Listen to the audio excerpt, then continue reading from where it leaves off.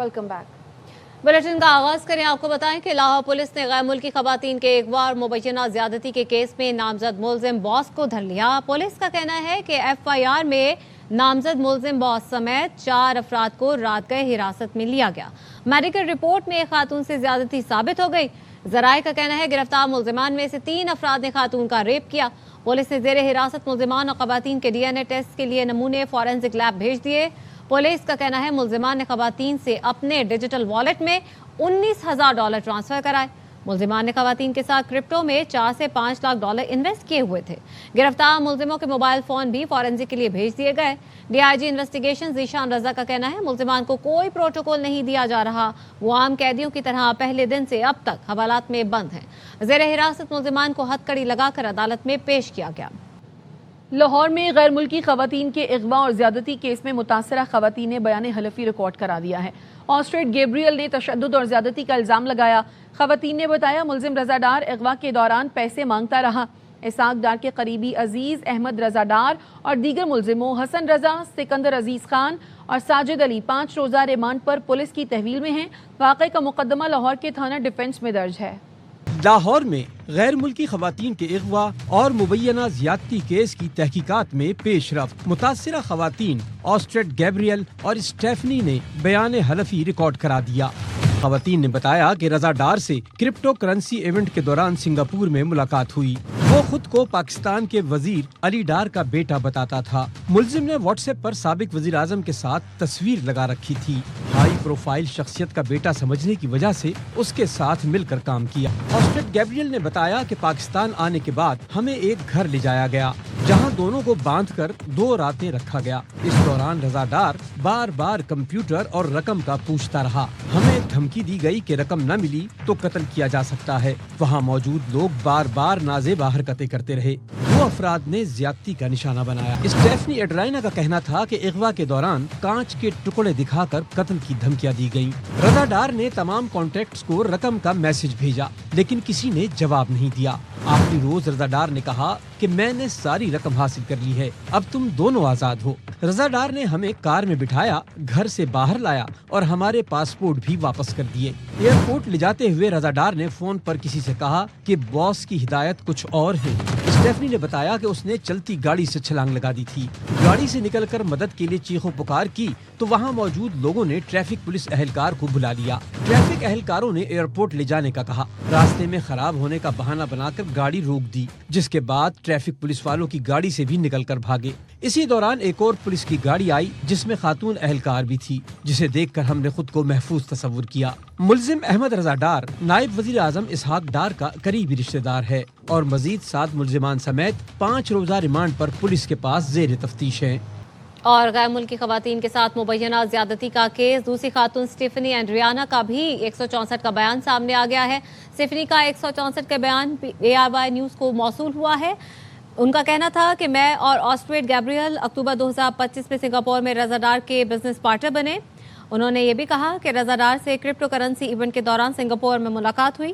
رضا ڈار پر اعتماد کر کے مشترکہ کاروبار شروع کیا۔ وہ خود کو وزیر علی ڈار کا بیٹا بتاتا تھا۔ رضا ڈار کی دعوت پر پاکستان آئے، ہمارے ویزوں کا انتظام بھی کیا۔ ہم 26 جون کو پاکستان پہنچے۔ رضا ڈار سفید رنگ کی گاڑی میں ایئرپورٹ لینے آیا۔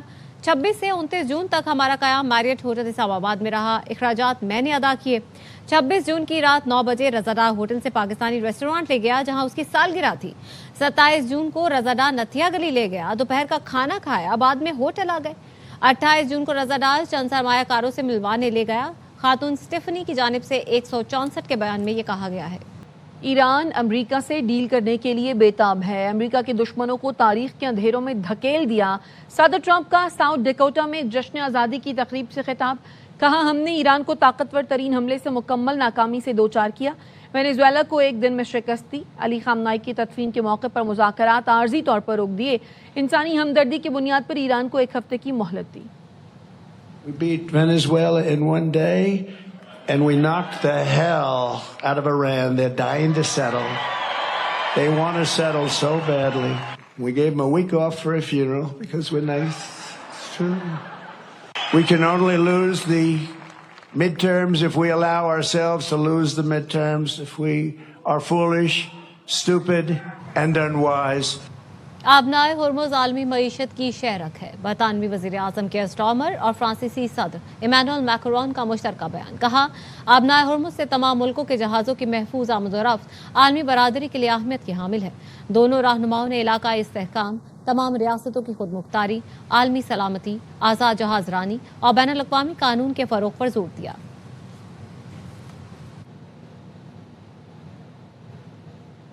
आबनाए हुर्मुज़ बैरूनी ताकतों की अस्करी नुमाइश का मैदान नहीं, किसी ने मुहिम जोई की तो नताइज की जिम्मेदारी उसी पर आयद होगी। नायब ईरानी वज़ीर ख़ारजा काज़िम गरीबाबादी ने एक्स पर लिखा, ईरान जिम्मेदार ताकत है, आबनाए हुर्मुज़ में किसी भी फौजी नकल व हरकत पर खबरदार करते हैं। आबनाए हुर्मुज़ का अमन व इस्तेहकाम साहिली मुल्कों की जिम्मेदारी है। जो अनासिर खत्ते में बहरान पैदा करेंगे वो अपनी मुहिम जोई के नताइज के जिम्मेदार होंगे।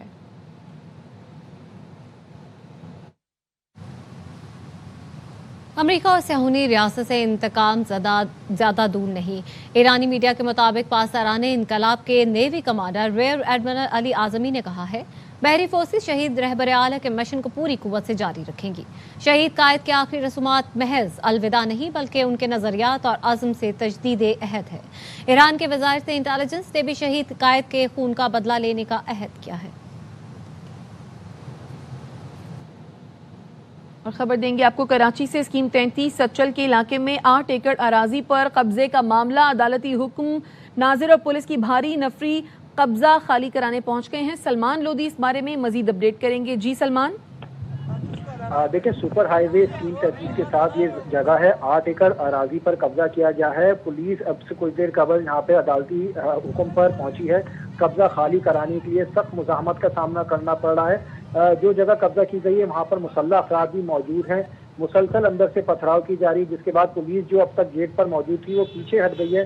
पुलिस कहती है नामालूम अफराद की जानिब से पथराव की वजह से जो सचल पुलिस की नफरी यहाँ पे पहुंची थी वो पीछे हट गई है। मुतासर अफराद भी कहते हैं अदालती अहकामात पर यहाँ पर जगह खाली कराने के लिए पहुंचे थे, लेकिन पुलिस के पास मशीनरी मौजूद नहीं है, जिसकी वजह से ये ऑपरेशन ताखीर का शिकार हो रहा है। मुतासर अफराद भी कहते हैं कई अरसे से यहाँ पर जमीन पर कब्जा किया गया है, जिसको खाली कराने के लिए अदालत ने अहकामात दिए थे। पुलिस अब तक इस जगह को खाली नहीं करा सकी है काबदीन से। अपडेट करने के लिए शुक्रिया सलमान। तो कराची से ये खबर है, स्कीम 33 सच्चल के इलाके में 8 एकड़ अराजी पर कब्जे का ये मामला था। अदालती हुक्म पर नाजिर और पुलिस की भारी नफरी कब्जा खाली कराने पहुंच गए। कब्जे की जमीन पर असलहा बरदार अफराद घूम रहे हैं। मुश्तइल अफराद की जानिब से पुलिस पर पथराव भी किया जा रहा है। स्कीम 33 सच्चल का यह इलाका है और मामला है 8 एकड़ अराजी का, जिस पर कब्जा किया गया था और अदालती हुक्म के बाद नाजिर और पुलिस की भारी नफरी कब्जा खाली कराने पहुंच गए। कब्जे की जमीन पर असलहा बरदार अफराद घूम रहे हैं। आपको बताएं कि वज़ीर आज़म शहबाज शरीफ जो कि इस वक्त तुर्की के दौरे पर हैं, उन्होंने और तुर्क सदर रजब तैयब एर्दोगान ने मुलाकात की है। वज़ीर आज़म शहबाज शरीफ और तुर्क सदर की वहदतैन मेंशन में मुलाकात हुई, जो कि तुर्क सदारती दफ्तर है। आपको बता रहे हैं वज़ीर आज़म शहबाज शरीफ जो कि तुर्की पर इस वक्त सरकारी दौरे पर हैं और तुर्क सदर की दावत पर ही वो तुर्किया पहुंचे हैं। इस वक्त ये भी बताएं कि वज़ीर आज़म और तुर्क सदर की वहदतैन मेंशन जो कि तुर्क सदारती दफ्तर है, वहाँ पर दोनों रहनुमाओं की मुलाकात हुई है।